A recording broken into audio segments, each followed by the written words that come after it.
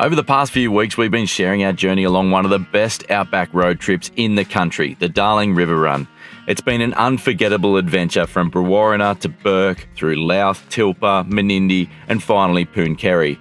And the whole time, there's been one destination quietly sitting in the back of our minds. Last week we turned east, left the Darling behind and made the long dusty run across the dry lake country towards Mungo.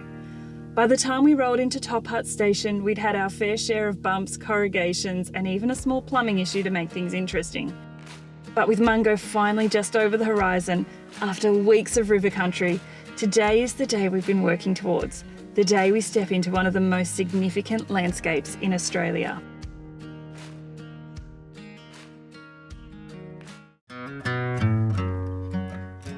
Morning at Top Hut Station was still and cool, and we woke knowing the day ahead is going to be something special.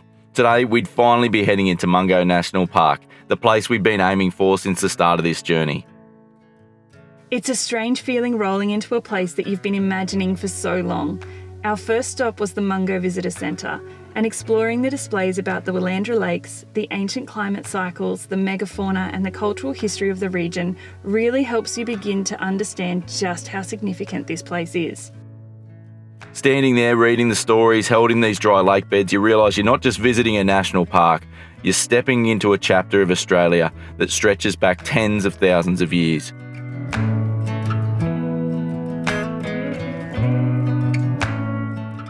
So we watched one of the films inside the Visitors Info Centre about the footprints that they found here. So it was a full trackway of Indigenous footprints, and they got the local trackers out along with some scientists, and they were trying to map the story out, and they found basically that there was a one-legged man on the hunt as well with the tribe, along with children and things like that. So the boys are out here trying to find which footprint belongs to the one-legged man. And this is what I've been excited to come and see. So this trackway that Liz was just talking about is, they estimate to be between 19 and 23,000 years old, making it the oldest fossilised trackway of human footprints in the world. It's absolutely incredible. And so Mungo itself also has artefacts and remnants of ancient Aboriginal life going back 50 to 60,000 years.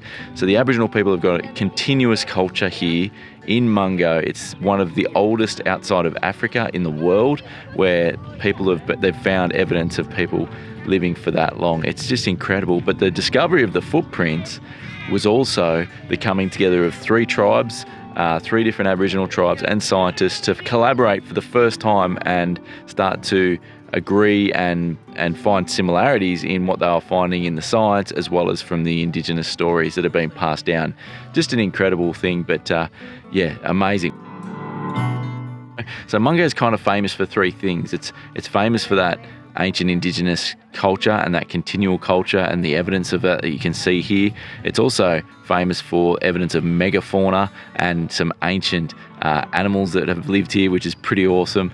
And then much more recently, the pastoralist history here from when European settlers came. There is a lot to see and do here, but it's all fairly close together, so it's pretty easy to see it in a fairly short period of time. A lot of the stuff that's here, like the really, really good stuff, you do have to do an organised tour to get on. We're just doing some inquiries now to see if we can get on one, but because we made quite a late decision to come out here, we're not too sure we're going to be able to get on one of those tours, unfortunately. But that is definitely, if you're coming here and you've got a bit more, you do a bit more planning than us, then highly recommend you have a look at doing and booking some of the tours out here, because I think that's the best way to see the best of what Mungo has to offer.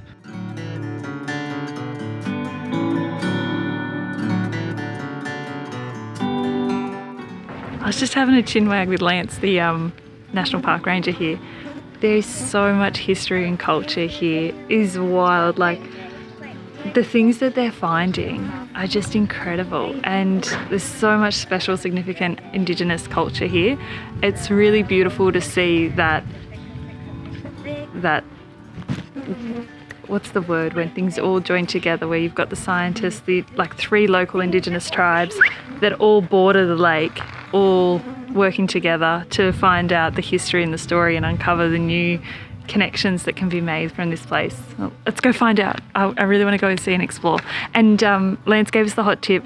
The tours aren't operating at the moment. Lance has got a broken leg, he's got a busted foot, and there's a few other operators that are fully booked, so we weren't able to get on one of those. But he said the Red Top Lookout at sunset is the best free spot to see it, so we might go do that.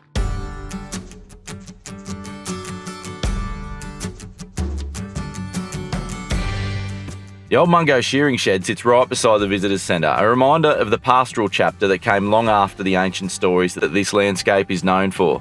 Wandering through, we couldn't help but think back to Dunlop Station, where we visited their shearing shed earlier in our Darling Run story. Having done that tour there, we had a whole new appreciation for what we were looking at here. The layout, the pens, the old timber worn smooth by decades of work.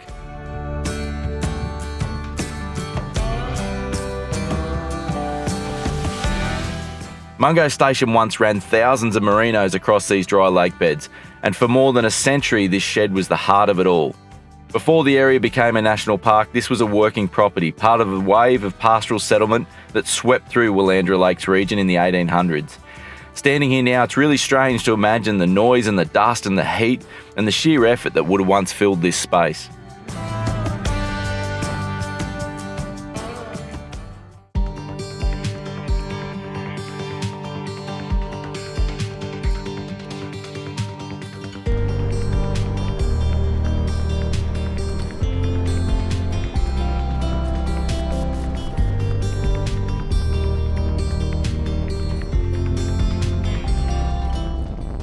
So we're heading out now to see a couple of other things in the park, and at the moment this road we're driving on goes across the middle of Lake Mungo, which these days is a dry lake, but back in the day, when I say back in the day, a few tens of thousands of years ago, when those footprints were found and when a lot of the artefacts are found from early Indigenous life here, this was underwater. We're talking right back to the previous ice age, or just before it. So yeah, this here, they say this was 14 metres deep at this point and 35 kilometres long by 10 or 12 kilometres wide, completely underwater, freshwater. So a lot of what they've found is evidence of freshwater mussels and freshwater fish that the Indigenous people used to feed on here. Just amazing when you think about how different this landscape would have looked back then and how much has happened in the world in that time. It's just that instant feeling that you're experiencing something very ancient, and if you didn't know better, if you're just driving through this otherwise, you'd think it was just another featureless plain, but it's pretty significant. So those footprints that we saw earlier, we were talking to the ranger and he was saying that since they've found that group of footprints, they've found another 500 footprints. And as the dunes move and develop, and with each storm and weather event that comes, they're finding more and more things. Now that they know that this sort of stuff is out here, it's so close to how we learned about how they're uncovering dinosaur fossils and evidence of dinosaurs up around outback Queensland where we were earlier in the year. It's such a similar thing, but this is, to me, is so much more significant. Like, this is the history of us as a species. This is where we came from. This is where everything began. Like, this is going back to the start of time, effectively, as far as humans are concerned. I mean, we're talking about, you know, predating European Neanderthals and like just wild stuff. That's just, it's like when you look out into space and look at the stars, the time and the distances we're talking about are just so difficult to comprehend. We got to listen to a video at the Visitors Centre. Highly recommend the Visitors Centre. Very well done, and a lot of really interesting and easy to consume information. And the video in there was sharing some of the stories of the Indigenous people from the area, and just incredible to just get a sense of how deep their connection is, not just to the land still to today, but to those footprints of the people that walked there, you know, tens of thousands of years before them. It's pretty incredible that that's what we have in this country, but we need to celebrate it more, and it's good to come to places like this where it is being, the tides are changing, you know, and the scientists are working with the Indigenous people to get a better understanding of it that goes beyond what you can find in a fossil.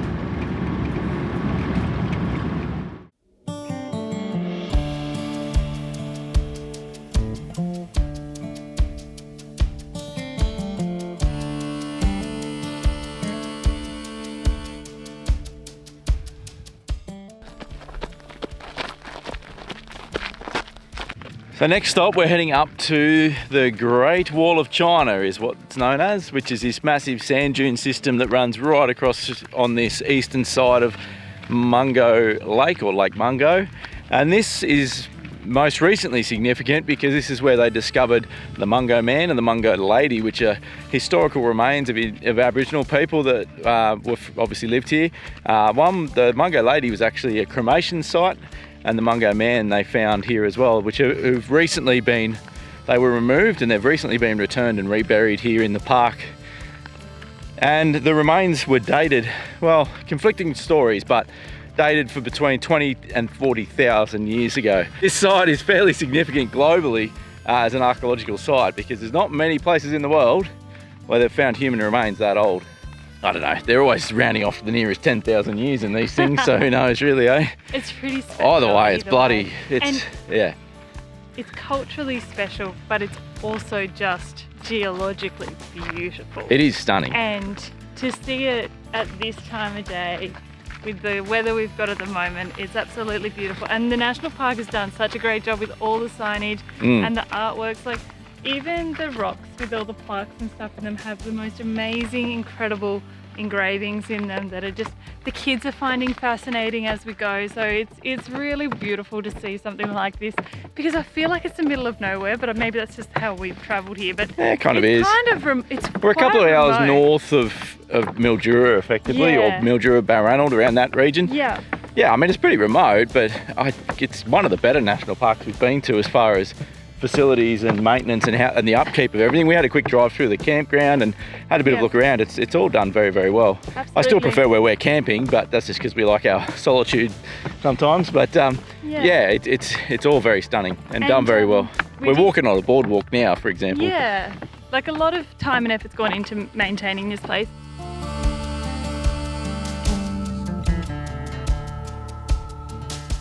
For someone who loves ancient civilizations, how's this for you? Frothing on this. This is amazing. Something you don't think about when you start to talk about 10, 20, 30,000 years is just how many generations that was. Like here they were just talking about a short period of time in the Mungo landscape and how significant it was.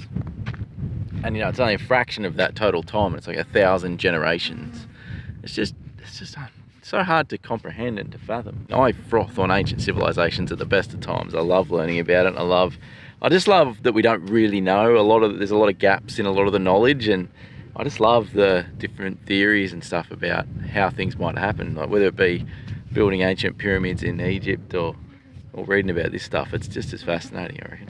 So for me, I was just thinking today, like with the kids' schoolwork, we always do like the literacy and the numeracy, the science, but we often don't get to the school allocated workload of history and geography and the visual arts and all the other stuff that they send.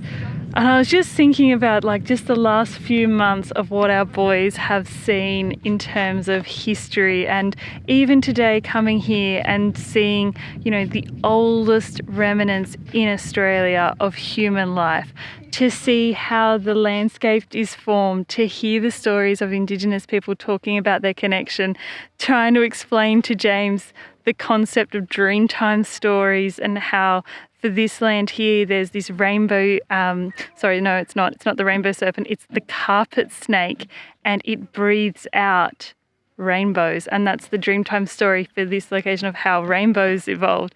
And to even think, like, take yourself back 40,000 years and try and explain the concept of rainbows scientifically to someone, like, it is just quite amazing the things that they get to experience on the road, and how, like, we get to see some of the most incredible things that people from all over the world would just love to get here. Like, I can't imagine how many archaeologists and geologists would just have Mungo on their list as a place to come and visit from all over the world, but just how remote and far out it is to get here logistically. And, you know, we just get to experience it because we're traveling this beautiful country, and it's just such a privilege. And days like this just make you really appreciate this lifestyle, hey? Do you agree? Yeah, absolutely. And the effort, even the insignificant compared to that, but just the effort that we take to get to these places, you're rarely left feeling like it wasn't worth it. And this one's just, this has been on my list for decades, and it's just awesome to be here.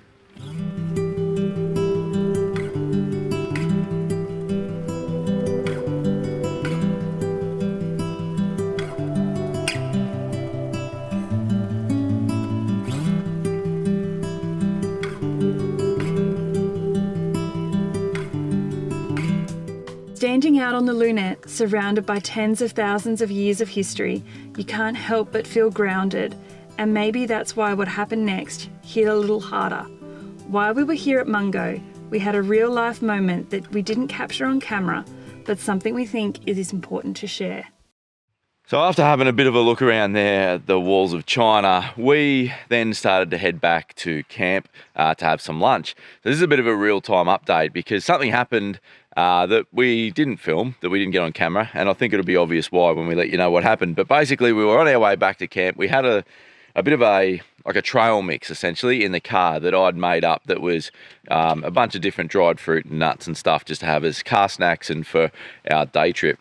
And the lads were having their trail mix and didn't want to eat the macadamias. They didn't like the macadamias that I'd put in there, so they threw me a handful of macadamias, and I ate about, 4 or 5, maybe 6 macadamias in one go. Now, I've had plenty of macadamias in my life before, but I don't know that I've ever eaten a handful of them. But I started to get a bit of an itchy mouth. My tongue started to get a bit itchy. I started to feel a bit weird, and we were still driving at that point. We were only a couple of minutes from camp. And I just said to Liz, look, my tongue's feeling a bit weird, my mouth's feeling a bit weird. I've just eaten these nuts. I think we should be a bit careful here. Now, I definitely downplayed it. That's my nature. I downplayed it and was like, I don't think it'll be too bad. And then it did start to get worse. Like there was a little bit of, mind the scare gun. We're just near a farm at the moment. It's got a scare gun going off. So I'll just let that finish. It might go one more time, I think. It did start to get a little bit worse by the time we got back to the caravan. So first thing we did was I took an antihistamine and then just lay in bed basically just to see what it was going to do, whether it was going to get worse or not. First time I've ever had any sort of allergic reaction to any food. I've had hay fever before, and I've had, I get swelling when I have bee stings, but I've never had any sort of allergic reaction to food. So I took the antihistamines, jumped into bed, and then Liz jumped on the blower and started to make some phone calls. And that's when, this is the bit of the story, I guess, that really is what we wanted to share, because we think there's some valuable information in here for people to think about when you're traveling, that help's not always as easy to find as you think, and that getting onto the right person in an emergency is also more difficult than you might think. So it was pretty sketchy and scary times.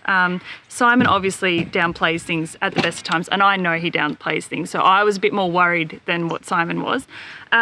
My concern is he's having an allergic reaction which could turn into an anaphylactic reaction given what Simon was going through. And the medical treatment for that is an EpiPen. Now, we're in Mungo National Park on a station about 5 minutes drive from the Visitors Info Centre at Mungo National Park. If I was to need an EpiPen, there's no, an ambulance isn't going to help me, RFDS isn't going to help me, no one's going to get there in time if it got worse. So my priority was to find out where can I get an EpiPen and who would have one in the near vicinity. I thought I'll ring National Parks and see if they've got one, because I know there might be an EpiPen only 5 minutes away. So I called National Parks. National Parks, when you call the number, you get a Sydney call centre. I explained the story to the lady, then she transferred me to somebody else, and then they transferred me to somebody else. And by the end of it, no one could give me the actual number for the Mungo National Park. So I just gave up and I went, next best option for me is Mungo Lodge, which is a tourism operation that is a accommodation and tourism operation out of Mungo. They're also only 5 minutes away. So I gave them a call. Their front desk checked their first aid supply and confirmed that yes, they did have one, and they offered to drive it out to us. At that point, I didn't actually need the EpiPen because he wasn't going into anaphylaxis, and it had been about 5-10 minutes. We were still just waiting for those antihistamines to kick in and do their job. So it was just pretty much on standby, but they were very much happy to race out. They knew exactly where we were because they're locals. We said we're at Tilpa station. I did have to ask Simon a few times. I'm like, where are we? I'm such a passenger princess. I'm like, I know we're on a station. I don't know what it's called. And especially in the moment when you have a lot of adrenaline going yourself and there's so many things to think about.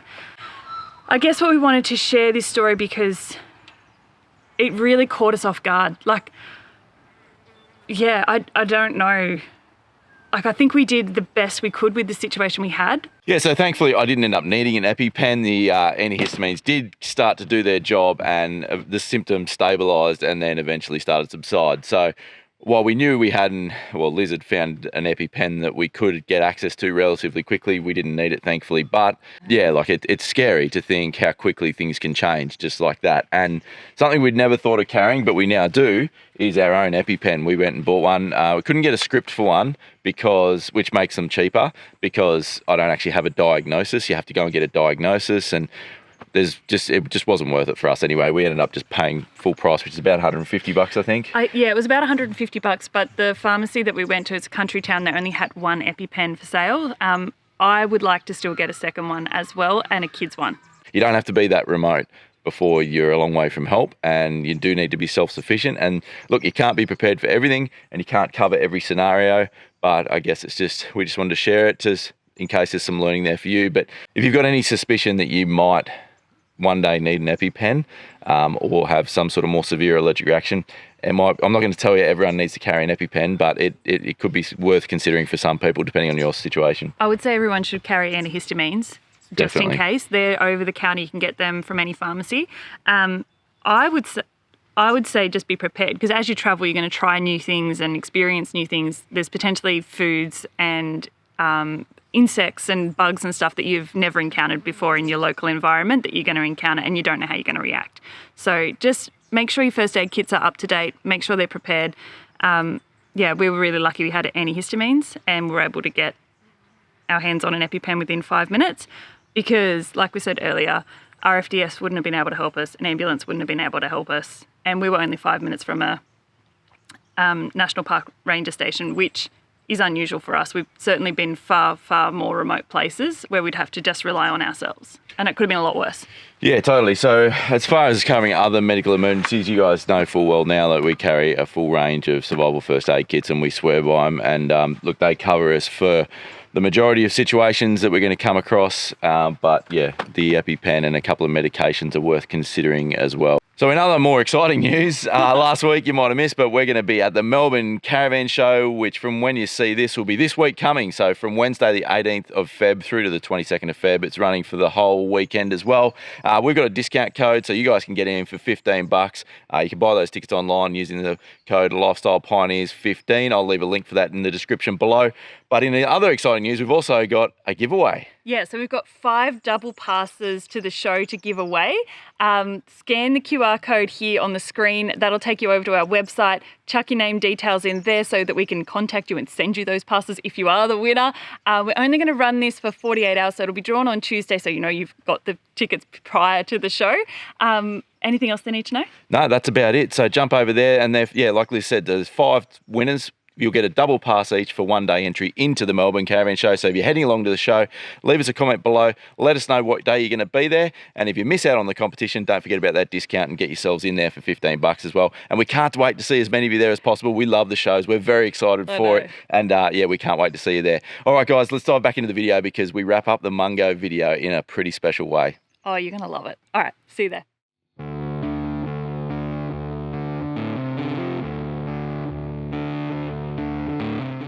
With the afternoon settling down, we decided to make the most of the light and head out towards Red Top Lookout.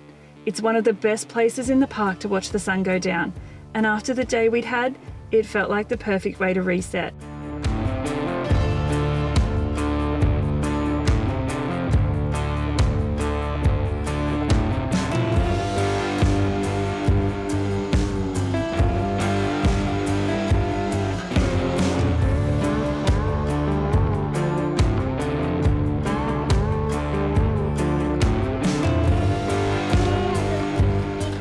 As the colours shifted and the sun dropped lower, by the time we reached Red Top, the lunette was glowing.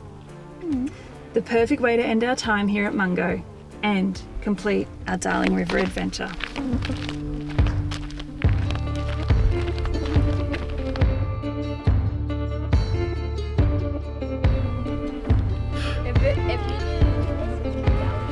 All right, last stop for the day. We're up here at Red Hunter Lookout, which we've been told is a pretty good spot to enjoy sunset. And it's getting to that time of day, so we've timed it pretty well. Yeah, I can't believe how incredible the Darling River Run has been, but to end it here Pretty special. is so special. Like, I could not think of a better way to end it. Yeah, the Darling surprised us in a number of ways, but I think one was the Darling River Run. For a lot of it, as you would have seen, you can pick which side of the river you run. There's not just one route to take, so you've really got to plan a little bit ahead between the towns and figure out which side you want to be on based on where you want to camp and what you want to see along the way. So there's a few options there. I think number two was, particularly early on, we were a bit surprised by how low the water level was compared to where you were camping. It was quite a long way down, so it wasn't like camping right up at the river's edge, and how different the river was to what I thought. I assumed it was going to be very similar to the Murrumbidgee or the Murray. The Murray, yeah. But quite different in the way it looks. But then further downstream, as we got further down towards Menindee and Wilcannia, it was probably a bit more close to what we thought, but just blew us away with some of the best camping we've done in a very long time. The station stays is where it's at. Like, Yeah. all those station stays were all beautiful in their own right. Like, Rose Isle was great because it felt like you were just visiting your auntie's house and you were like parked up on the backyard, but you had your own space and there was lush green grass and you could go take the kayaks down, and then there was powered sites, which was great when it was like stonking Ridiculously hot. heat wavy. And then Dunlop Station, just the history there and what they've been through to preserve it, and then to share that with travellers.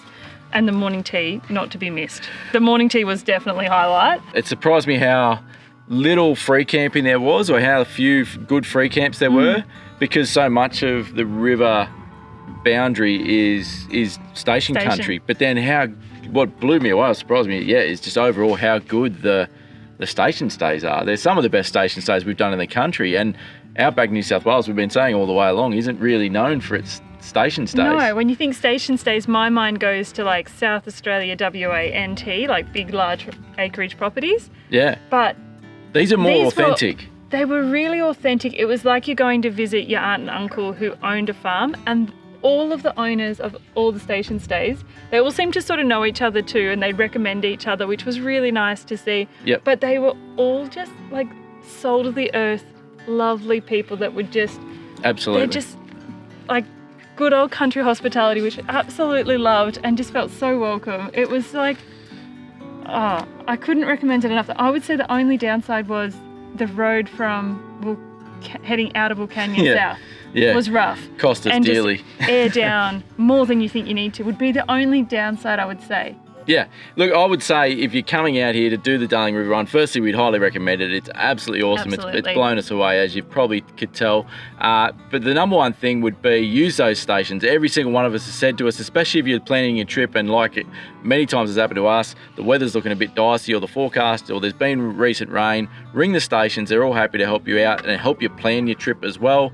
If you are coming to Mungo, where we are, probably worth booking ahead if you can to book yourself a tour. I think you'd get even more out of it than we have if you book a tour. But if you just want to be opportunistic like us, just look ahead and see if you can get a tour booked. I think that'd be well worthwhile. But apart from that, just get out there and enjoy it. And yeah, there's some really, really good camping, just some great experiences, great communities, some of the local pubs we've been to. Yeah. Everything's just been really, really good fun. So we could not recommend it highly enough. Hopefully you've enjoyed our series. Make sure you like, subscribe to the channel. That's the end of our Darling River series. Really hope you enjoyed this one. If you've missed any of the videos in the Darling series, make sure you go and watch the rest of them. And we don't know where we're going next. I know, it's time to pull the maps out again. Yeah, look, plans are very much up in the air at the moment. We've got a little bit of time to fill in, so we're going to go and do that. But I don't know where we'll be next week, but we'll see you next Sunday. See you next Sunday, guys. I think it's time for me to go burn all bridges. All I know, I got lost along the way, fell between the phones.